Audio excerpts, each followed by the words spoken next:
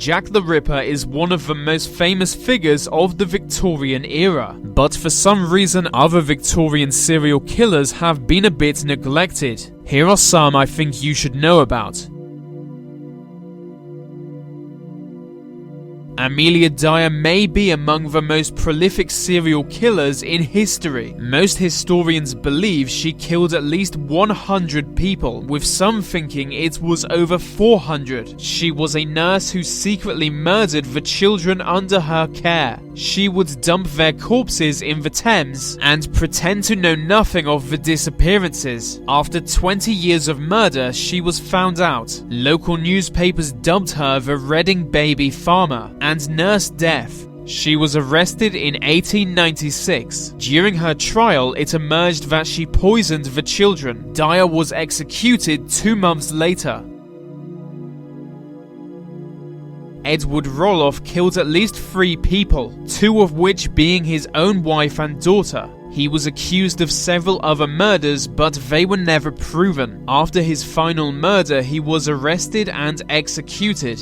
His execution was actually New York's last public hanging. The most chilling part of his story came after his death. His brain was removed and preserved. It's now kept in a university and is considered the second largest brain ever recorded. Edward William Pritchard was a doctor who poisoned his wife and her mother. Local police didn't realize they were murdered and buried the corpses without suspicion, but someone wrote them a mysterious letter claiming the 2 women were murdered. The victims' bodies were dug up and poison was found in their system. It soon became obvious that Pritchard was behind it. He was executed in 1865. He was also accused of killing a maid who worked at his house. She was found dead after a fire broke out. It's unknown how she died, but she made no attempt to escape the blaze. For this reason, it's suspected that Pritchard poisoned her and then started the fire.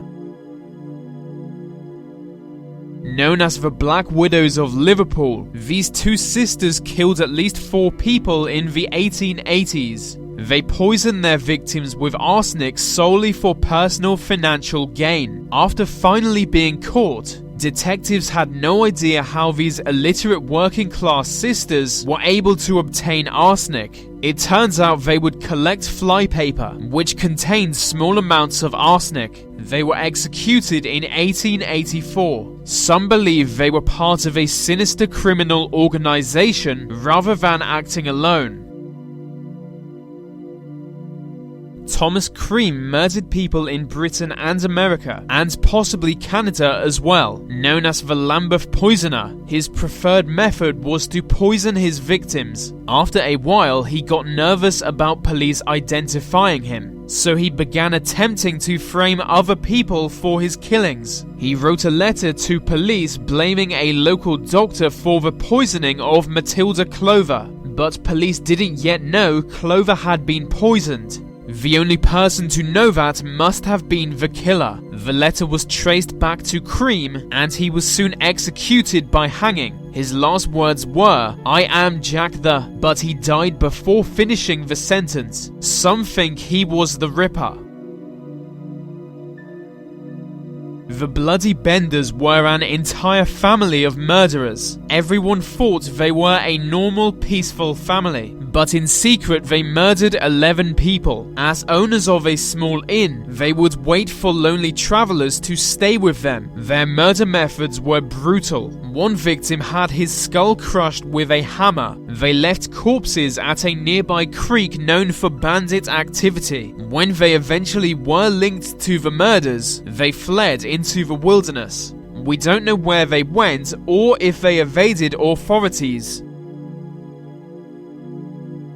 Charles Dickens once called this man the greatest villain who ever stood at the Old Bailey. The Old Bailey was a central criminal court. William Palmer was yet another medical doctor who turned to murder. It's thought that by using poison, he killed dozens of his patients. During his trial, the details of his crime shocked locals. In fact, he became so notorious that 300,000 people gathered to watch his execution. Marianne Korten killed 21 people. 4 of her victims were her own husbands, and 11 were her own children. At first, people joked about her being a murderer, but as more and more of her family members passed away, people began to genuinely doubt her innocence. She was arrested in 1873 and executed the same year. Her story soon inspired a nursery rhyme which began like this: Marianne Korten, she's dead and she's rotten. It's fair to say she was unpopular.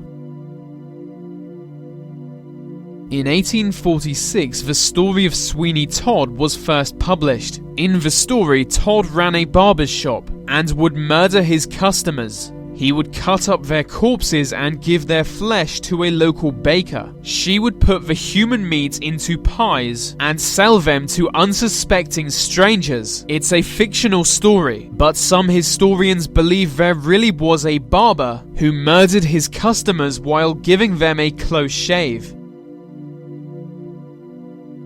The London Burkers were a group of Victorian serial killers who were inspired by the Burke and Hare murders in the 1820s. They gained notoriety in the 1830s for reasons you can understand. They would drug, abduct, and murder their victims and sell their corpses to a local medical school who never asked where the bodies came from. But when they delivered the body of a young teenage boy, the doctors called the police. It soon became obvious what was going on, and the Burkers were put on trial, or at least some of them were. We really can't be sure how many members they had.